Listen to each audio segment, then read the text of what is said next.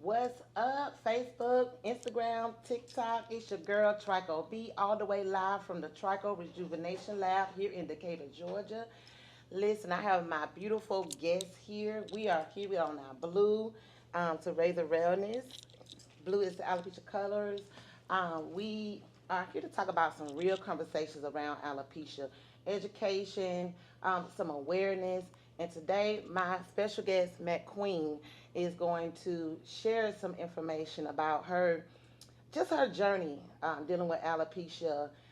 Unfortunately, she's lost her battle to alopecia, but we're here to raise awareness to those ladies who have lost the battle to still embrace your beauty, and those who are headed down. What are some of the signs and symptoms, and how you can triage that before we get to that? So I'm gonna bring my girl Matt Queen, the author, on, and she's gonna talk a little bit about her journey dealing with what you call a central fungal cicatricial alopecia, which is an inflammatory type of alopecia, and it's scarring. So let's talk about it. When Girl, did you start girl. noticing? Thank you. Thank you. First of all, Trico B, thank you for having me on. And I want to address something that you said that women who have gone bald, we feel like we have lost, a lot of times we do feel like we have lost the battle with alopecia. Hmm. But we have not lost the battle. Don't feel like you have lost the battle. I started my my journey started with me just having itchy scalp. My hair, when I first started, hair started coming out, it was after I had a baby. Hmm. I thought it was from the epidural. Some Okay. people were saying, "Oh, girl, you know that That's gonna epidural go make your away. hair fall out, but when after you have your baby, it'll go away." And it didn't go away. My hair grew when I had babies. Every time I was pregnant, my hair grew like there was weeds. Hmm. I mean, just it was grew like weeds. But then it would fall out after I had the baby, and it would start slowly, and then it would start coming out in clumps, Mm. and it will burn and itch right here. It would just burn and itch and burn, and I was always scratching or patting or something. You know what I'm saying? So eventually, I just cut it off. I just thought my hair just coming out. I don't know what to do. My hair just coming out. I just cut it off. I didn't go see anybody, and when I did go to a beautician, the beautician didn't know. Hmm. They were only putting in weaves or whatever to just mask what the true issue was. Yes. Finally, when my hair didn't grow back at all, at this point, it was down to a boy cut. Okay. And it didn't grow back anymore at all. And it was still burning and itching. It was still coming out up here even more, even more. And what I did was I went to these people said they was gonna grow my hair back or something. They didn't do that. It was a helmet that they put on my head that they ripped all the rest of my hair off with. And then I saw a girl who I grew up with, and she said, "Girl, you need to go see this girl. She bad with them cuts. That's who I know you be liking them 27 pieces. She bad with them cuts." And I came to see Betsy. And although my alopecia is not reversible, I found here a place to be able to embrace the new me, the new transformation of who I was. And it helped me, your spirit, your patience, your education, because I think I came when you were starting the Trico classes, Hmm. right? So Hmm. I remember everything that your listening ear, all of that Hmm. played a part in me being able to remember. I came to you and I said, "Girl, I was in this hair store getting my hair, and I seen this lady, she had tattoos on her head, but it was so pretty. I'm gonna go bald, Betsy, and get tattoos on my hair." Remember I said Yes. that? And what did do you remember what you said to me? No. You said, "Go ahead, girl, it'll look good on you." And that encouragement that you gave me every time I sat in your chair, um, it was everything to me. It helped me to accept and come into who I am, Hmm. and encouraged me. It built my self esteem even because yes, when your hair fall out, your self Yes. esteem going with it. Right. I don't care how strong you are. Hmm. When as a woman, when your hair falls Yes, out, that's your self. your self Yes. esteem is saying bye bye. I have a question for you, McQueen. Yes.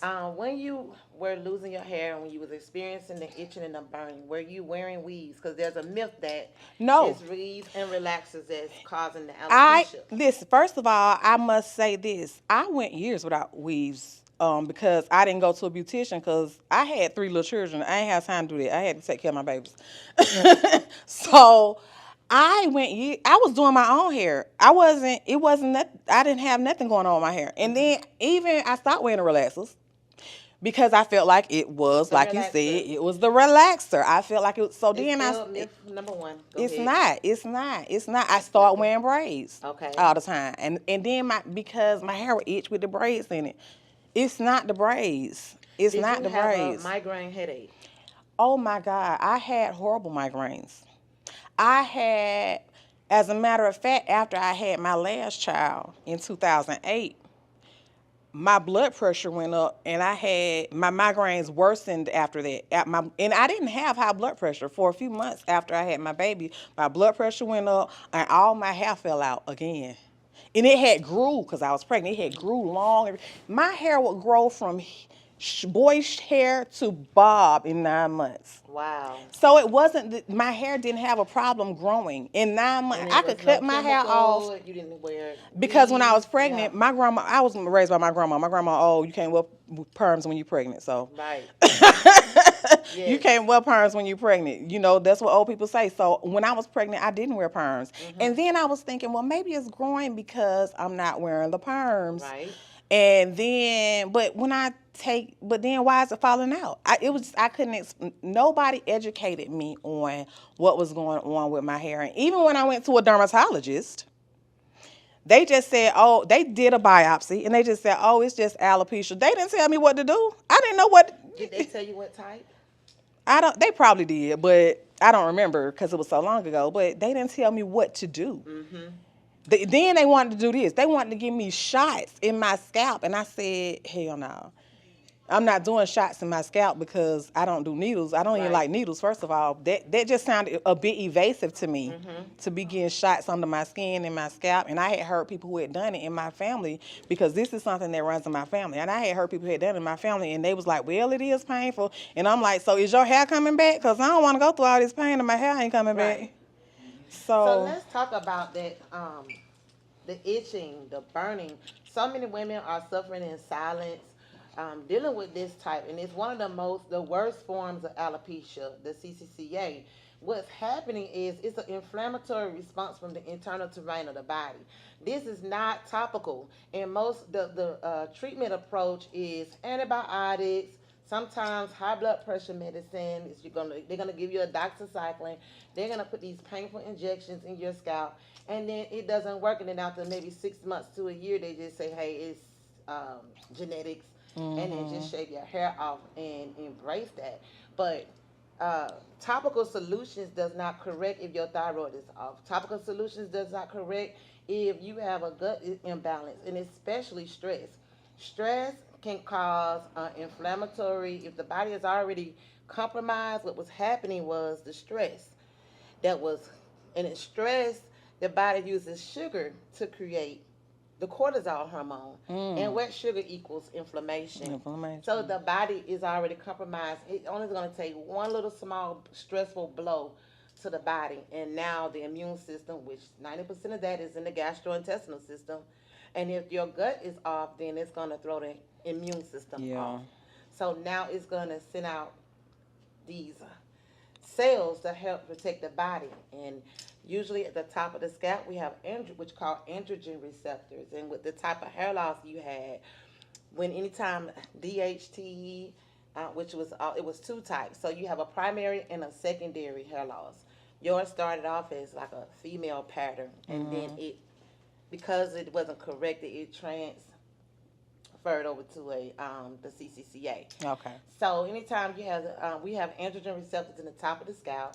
Anytime that combines with, you guys ever heard of DHT, dehydrotestosterone, which is a very high potent form of testosterone, and it combines with 5-alpha reductase, which is an enzyme. So when those two combine together and they attach to the receptors in the top of the scalp, that's when we get the mineralization.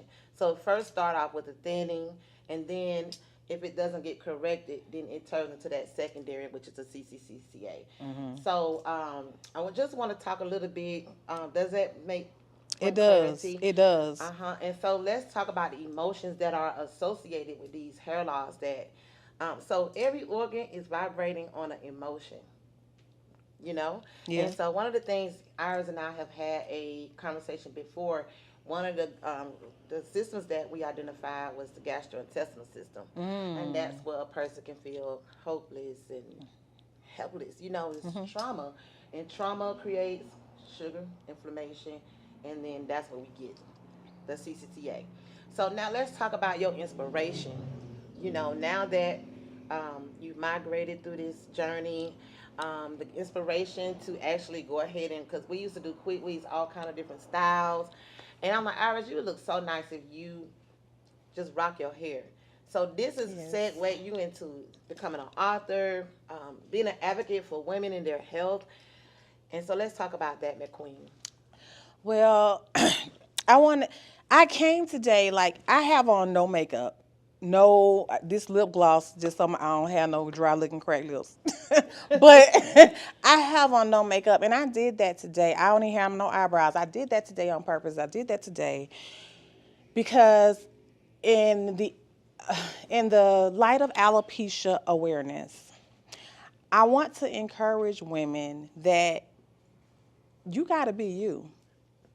Whoever it is that you are, accept you for you. I don't feel like I've lost to alopecia. Baby, I made alopecia look good. Yes, Okay? I made it. alopecia look good. This head look good. Yes. Okay? So I don't feel I treat my head like I treat my face. I put coconut oil and stuff on it, and I have developed the skill and the drive to put me first. Right. To put my health first, to put my emotional health first, because a lot of times we don't put our emotional health first, and that's why this happening. Because you're not putting your emotional health first. That's right. Your emotional health is important, and this why you going bald, because you're not putting your emotional health first, and you're not putting your physical health first. We have so many things that are in our lives bogging us down day to day. You know what I'm saying? And, well, I got to do this. I got to do that. And let me go take care of this. Let me take care of them. What about you? It's time to put you first. And in life, as a parent, it's time to put you first. Because if you not here, then your child ain't got no parent, right? Right. Okay. So what inspired you to write your book, Iris? My husband died in 2013. Okay. And I didn't grieve. I had been trying to write Mommy since way before he passed. But I didn't really grieve his passing until probably 22. Wow. Okay? That's a long time to hold on to trauma. Pain. And one day I pulled up a letter that he wrote to me for my birthday the year before he passed. And as I read it, I broke down. I started to grieve, really grieve. And that was the beginning of my healing process. That was the beginning of my release. You got to acknowledge it so you can release it. Yes. That was the beginning of my healing process. And I started that day rewriting Mommy. And it was a process. It was a process because the story is my story. It was a process because I had to relive the pain as I wrote it. Right. And it took a while because some days I wasn't able to do one paragraph. Some days I was able to do a chapter. It just depends on how much emotional capacity I had when I woke up that morning. But realizing that after I went through a bad marriage, realizing that, girl, you don't put yourself on a back burner for so long that you have almost destroyed yourself. Wow. You have almost allowed everything around you to destroy you because you put yourself on a back burner for so long. And I said no more. I told my kids, I said, I'm retired. I'm no longer parenting y'all on the level that I've been parenting y'all on because all of y'all grown. Right. Y'all know how to make decisions. It's on you. I'm retired. Some stuff they ask me, I say, I don't want to have nothing to do with it. That's not my business. That's your problem. But we have to be able to do that with our kids because at some point they got to make their own decisions. That's right. But that's what that was my inspiration, just my healing and telling my story. A lot of times I believe in journaling. Okay. I believe heavily in journaling. It's bothering me, write it down. Sometimes it's things that you can't say to people that you want to say to people because they've made you so angry and you don't say it. Yes. And that's not good for you either. Because I have literally felt the stress and depression come from my scalp. And my grandmother used to tell me, that's your stress spot. That stress make your hair fall out. But, we didn't listen to everything our grandmothers said because we was trying to figure out where they had that damn education from that they know. Experience is the best teacher. It is. Yes, and in light of that, closing out, I want to encourage you guys to pay attention to signs and symptoms. Yes. Some people think that customers with, people with alopecia, they just woke up one day and their hair was gone. And it starts off gradual with shedding, sometimes itching, burning, headache, and we talking about an extreme headache. Sometimes these women, suffer with extreme headaches, so it's hard to even lay their head down on the pillow, okay? So, so when we talking about now that we see that the manifestation is the hair is gone because your hair is an extension of your nervous system. So if that burning is still on the scalp and the hair is gone, now we need to be concerned about what organs is it attacking. You understand the importance of getting that support, a holistic, from a functional practitioner. You want to pay attention to burning, itching, excessive shedding, especially if you had a child. The best thing to do is stay on your prenatals because the body is trying to rebalance hormones. You want to stay on your prenatals at least 6 months to a year to support the body while you are rebalancing hormones and your nutrients because the baby take a lot. So that's another thing that occurred. You probably was nutrient deficient, and some people are nutrient deficient. And I was nursing. I nursed my children. I nursed my daughter for 15 months. I nursed my sons for a year. That's a lot. That takes a lot. And with my daughter, my migraines were excruciating. It was so bad I couldn't even eat. I would just put a cover over my head and nurse her. I just had a jug of water. I was so dehydrated. I was almost sick because I couldn't eat because my head was hurting. I couldn't get up. My head was just hurting too bad. It was like the light, the sounds, everything. The migraines were horrible. It was too bad. And my hair grew the most with her. My hair grew so much with her. I didn't have no hair when I got pregnant with her. When I had her, my hair was way down here. I was like, why in 9 months? But it fell out the most with her too. And so with that being said, guys, stay on your prenatals after you have a child because as you can see, and I want to also dispel some myths out there that hair loss is because you keep putting weaves in your hair. You tearing your hair out with weaves. Some people have never had a weave in their hair, and they have complete, total hair loss. The other myth is, you doing relaxers. That's even recorded on Google that CCCA is exclusive to hot comb and relaxers. What do you say to a customer that has never had a relaxer or a hot comb to their head and they still losing their hair? So let's start with the myths because it's not true. Hair loss is a serious condition, and hair loss is health loss. It affects your health. Even though the hair is gone, if you are still experiencing burning and itching, still get that help and that support because although the hair is gone, we're talking about organs that are being attacked here now. So I just want to raise awareness for Alopecia Awareness Month. We're going to be coming back live, with some other clients of mine, just to raise awareness, and hear the stories behind the scenes of what you see. Some people think it's funny or they just don't have the knowledge of what's happening behind the scenes. So listen, share Tricho B with your friends, family, aunties, uncles. We support men, women, and children on a nationwide level. My website is www.thetricholab.com. That's www.thetricholab.com. And McQueen is going to give her information about her new book that's out. Well, I have Mommy. Mommy is my first book of many. Five Rings is my second book. I got your book. Second, it's going to be the first audio book in the Storytime catalog of McQueen. And you guys got to go look at Iris live because she has the most amazing voice. So I cannot wait to listen to the audio. Yeah, check me out, it-mcqueen.com, where all things are McQueen. Thank you. Ciao, baby.